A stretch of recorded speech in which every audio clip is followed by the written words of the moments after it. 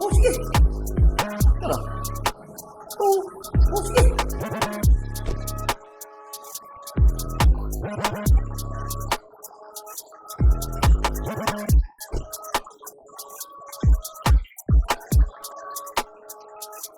Kamusta mga kakamao? Bukod nga po kay Naoya Inoue, may isa pa pong kinatatakutang knockout artist noon ay si Shinya Iwabuchi, na tinaguri ang Saitama Monster ng Japan, at hindi na rin ito nakakapagtaka dahil bukod sa pagiging former Japan Commission Light Flyweight Champion ito, ay may matindi din itong kartada na 26 wins.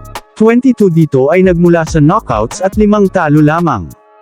Kaya nga maituturing ito sa isa noon na may malakas na suntok. Kaya naman buo ang loob nito na kung sino man ang makakaharap nito ay knockout ang aabutin sa kanya.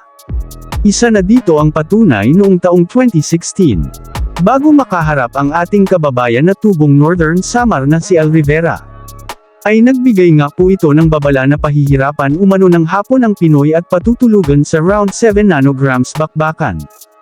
At ayon pa dito na kung hindi niya ito magawa at matalo ito ay magre-retiro ito pagkatapos ng kanilang bakbakan, bagamat ito man ang unang pagsalang ng ating kababayan na si Rivera para sa kauna-unahang title fight na kanyang karera ay nanatili itong tahimik sa kabila ng mga sinasabing kay abangan ng Hapon.